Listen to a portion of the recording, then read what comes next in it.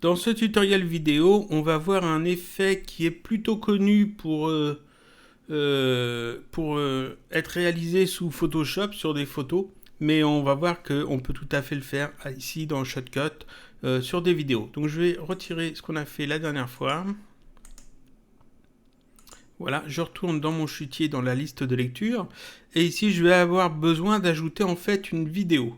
Je vais prendre une vidéo particulière, pas tout à fait, mais une vidéo que j'ai mis de côté parce qu'elle correspond assez bien en fait à l'effet que je veux faire. Alors, il faut juste que je la retrouve et c'est toujours le plus délicat. Normalement, voilà, je cherche dans mes dossiers. Voilà, je pense que c'est celle-là. Je vérifie, oui c'est ça.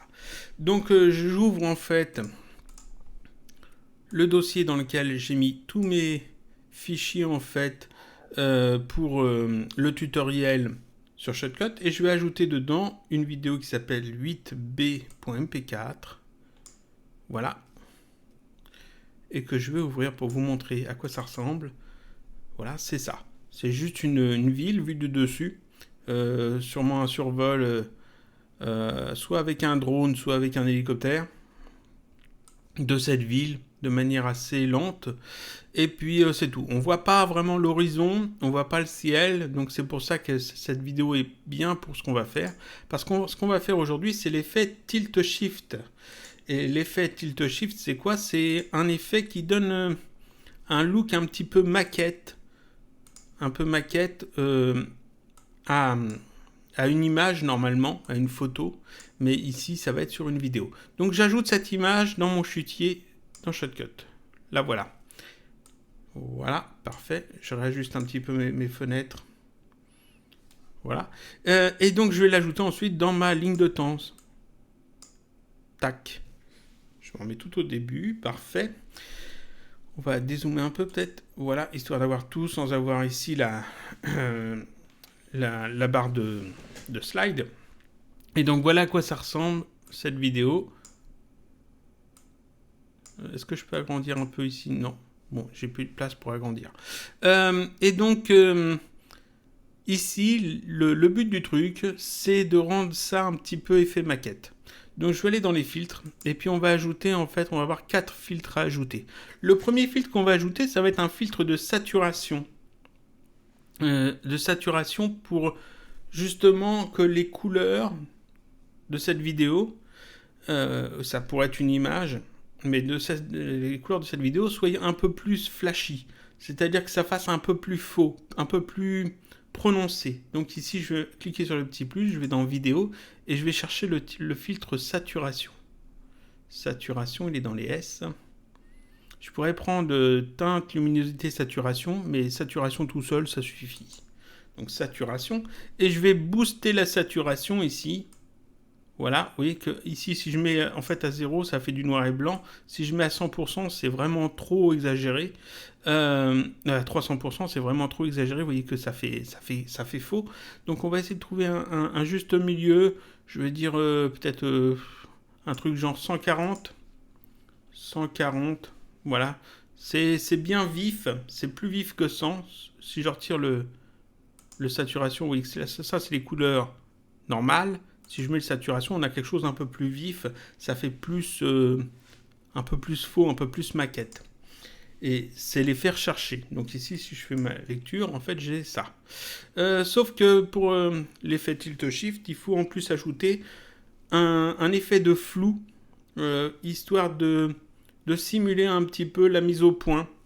Donc ce qu'on veut, c'est que le fond ici soit flou, que le devant ici soit flou, et qu'au milieu ici, on ait un espace net. Comment je peux faire ça? Je peux faire ça en fait avec un truc tout bête, avec des masques. Des masques et un effet flou. Donc je vais d'abord ajouter l'effet flou. Donc je vais prendre le Blur Exponential. Pourquoi je prends celui-là? Parce qu'en fait, si je prends le Blur gaussien, il va y avoir ici en bas une petite zone de 1 ou 2 pixels qui ne sera pas floutée parce que Je pense que je sais pas si c'est un bug ou si c'est la façon dont ce flou fonctionne, mais dans mon cas, ça me laisse une petite bande non floutée et c'est assez gênant. Alors que le blur exponential, tac, me floute bien toute l'image. Donc là, j'ai mis le blur exponential et j'augmente ça pour avoir un flou bien flou. Vous voyez que ici, je peux flouter, on va flouter ça à 50%. Voilà. Ça, alors, j'ai fait entrer bêtement. Voilà. J'ai mis donc du flou à 50%, donc c'est bien flouté. Mais je veux pas flouter tout, je veux qu'ici, il y ait une zone de mise au point, une zone où c'est pas flou. Donc je vais recliquer sur le petit plus pour ajouter un nouveau filtre. Et je vais aller chercher le filtre masque à partir d'un fichier. Donc masque, c'est dans les M. Là, masquage, masque.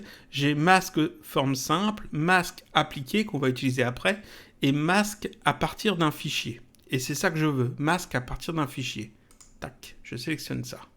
En fait, ici, j'ajoute un masque, sauf que ce masque aura comme forme ce que l'on retrouve en fait dans les transitions. Ici, vous voyez que j'ai fichier, barre horizontale, et ici on retrouve la même chose que ce qu'on a dans les transitions, qu'on avait vu dans la vidéo sur les transitions. Donc ça va être très intéressant. Je vais mettre le masque au-dessus du flou. Tac. Il faut mettre le masque et ensuite le flou. Et ça suffit pas. Il faut que j'ajoute en plus là, sous le flou, que j'ajoute masque appliqué. Et je vais expliquer après pourquoi et à quoi il sert. Je vais donc dans vidéo et je retourne dans les M. Et là, j'ai masque appliqué et je sélectionne ça. Tac. Et là, on voit que ça fait un effet. En fait, le masque rend une partie du clip, une partie de la vidéo, transparente. Seulement ici, il n'y a rien en dessous. J'ai mis qu'une seule piste. J'utilise tout sur une seule piste. Et le masque appliqué, une fois qu'il est ajouté, dit à Shotcut que le masque que l'on a mis au-dessus doit être utilisé sur la même piste où se trouve la vidéo. C'est-à-dire que j'ai pas besoin de mettre une deuxième piste, c'est la même piste qui est utilisée pour faire le fond et l'effet. Donc tout ce que je mets entre masque à partir d'un fichier et masque appliqué n'est appliqué que sur la partie qui est masquée.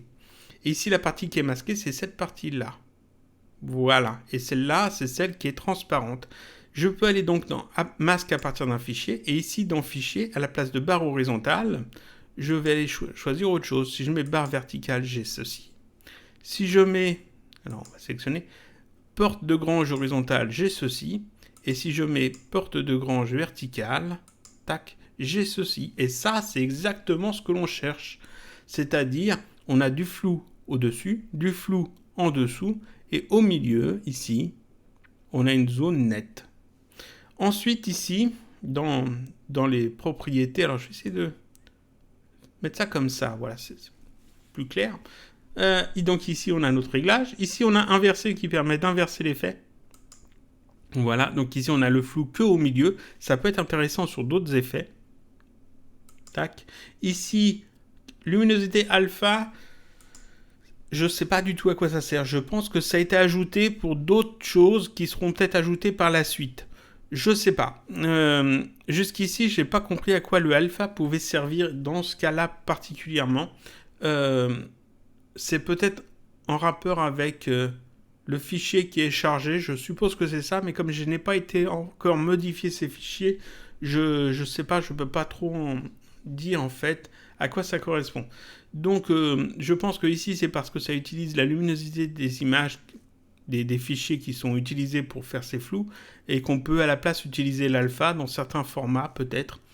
Comme je n'ai pas encore vérifié, j'en parle pas. Ici, seuil, c'est là, vous voyez, l'espace en fait qu'on va laisser, c'est-à-dire la progression dans l'effet. Dans l'effet de transition, parce que normalement c'est un effet de transition. Donc c'est comme ça, et puis on a un truc dans ce genre-là. Tac. Donc ici on peut jouer avec ça pour justement choisir la zone en fait qu'on veut garder nette. Et progressivité ici, c'est justement pour avoir un petit, comment dire, un petit effet smooth entre la partie qui est très floutée et la partie qui ne l'est pas. Si je mets ça ici à 0, en fait, c'est très net. Je ne sais pas si ça se voit très bien. On va essayer de zoomer. Je vais zoomer à fond dedans. Essayer de trouver le truc. Voilà. Ici, vous voyez que c'est très très net. La coupe est très nette. Si j'augmente la progressivité, en fait, ici, ça devient un peu moins net. C'est-à-dire que il y a un effet un peu plus progressif. Il y a une partie ici où c'est flou, mais c'est moins flou. Et plus j'augmente ça, plus je défloute en fait la bordure. Donc, en jouant avec ça, on va essayer de remettre un flou un peu moins imposant, histoire de voir d'un peu plus loin. Voilà. En jouant avec ça, ici, on va rendre l'effet un peu plus smooth. Vous voyez que ici, c'est flou, très flou. Ici, c'est un petit peu moins flou. Puis plus ça va, moins c'est flou. Et on arrive au moment où c'est très net. Donc, en fait, zoom ajusté, voilà. Ici, ça va me permettre d'obtenir, en fait, un effet un peu plus réaliste, un peu plus crédible, disons, dans notre effet. Donc, ici, je vais mettre un truc du genre 50 peut-être. Est-ce que ça irait si je mets 50 ? Voyons ce que ça donnera ici. On va ajuster un petit peu. Voilà, comme ça. Et donc là, on a notre effet tilt shift avec ces quatre masques, ces quatre filtres-là. Le masque, le blur et la saturation. On recrée en fait l'effet tilt shift qu'on trouve sous Photoshop généralement ou GIMP. Donc, c'est-à-dire, ça donne un petit peu un effet maquette parce que ça fait faux. Et donc, ici, on a un truc qui passe plutôt bien. Je pourrais même augmenter un peu plus la saturation, la saturation, pour que ça passe encore mieux. Ça dépend vraiment de la vidéo en fait qu'on utilise. Ça passera mieux sur certaines vidéos que sur d'autres. Ici, ça fait un peu maquette, mais pas trop parce qu'on voit bien que c'est une vraie ville. Et puis vous avez vu la vidéo avant. Si vous tapez Tilt Shift sur Google Images, vous trouverez beaucoup d'exemples de ce genre de vidéos. Pas de vidéo, généralement c'est sur des photos. Ici, c'est sur une vidéo. Si on voit pas trop de mouvement, l'effet devient un peu crédible. Si on voit pas l'horizon, c'est crédible. Mais ça fait plus maquette en fait quand c'est immobile. Voilà, quand les choses sont immobiles. Ici, on a notre effet de fait assez facilement. Juste avec 4 filtres. Je répète, le saturation pour saturer un petit peu les couleurs de l'image pour que ça soit un peu plus faux, un peu plus comme des jouets, comme des maquettes. Un effet de masque que je mets sous la saturation avec ici porte de grange verticale. On verra que ce masque, à partir d'un fichier, on peut l'utiliser pour plein d'autres effets plus ou moins sympas parce qu'il y a plein d'autres choses ici qu'on peut faire. Et ajouter en fait à d'autres filtres, on peut obtenir des choses très très sympas. Ici le blur exponential, parce que ici j'ai pas le petit liseré où il n'y a pas le flou. Si je mets à la place du blur exponential, je vais retirer ça, et que je mets à la place un blur Gaussian, je le mets là, tac, et puis on va pareil le booster. Vous voyez que ici j'ai vraiment augmenté le flou, hein. J'ai vraiment exagéré. Mais ici, vous voyez qu'ici, il y a une petite zone qui n'est pas floutée. Et ça, c'est très gênant. Je ne sais pas si c'est un bug du filtre ou si c'est le fait que c'est un blur Gaussian et que ça fait ce genre de choses. Quand on arrive seulement sur le bord bas de l'image, on a ce petit effet qui est assez gênant. Alors que je ne l'ai pas avec le exponential. Tac, ici, oui, je ne l'ai pas. C'est pas le même type de flou exactement, mais ça marche. C'est un flou, si j'exagère aussi, ça passe bien pareil. Ça fait à peu près la même chose. Donc on peut jouer pareil. Voilà, j'avais mis à peu près comme ça. Donc là, celui-là, je peux le retirer. Je pourrais utiliser d'autres filtres pour faire d'autres effets. Et le appliquer, c'est juste pour dire que je n'ai pas besoin d'utiliser une piste en dessous. Je demande à Shotcut d'utiliser la même piste sans les effets qu'il y a entre masque et masque appliqué, tout bêtement. C'est-à-dire que Shotcut va utiliser comme piste de fond la même chose que ce qu'il y a en fait s'il n'y avait pas le masque à partir de fichiers, le masque appliqué et le blur exponential. Donc le masque appliqué ici est à mettre en fait après les effets et en dessous de masque à partir d'un fichier. Et donc tout ce que je mets entre masque à partir d'un fichier et masque appliqué, tous les filtres que je vais mettre ici, auront un effet que sur la zone définie par ce masque. Voilà, ça c'était le petit effet tilt shift sur une vidéo. À la prochaine pour une autre vidéo tutoriel sur Shotcut.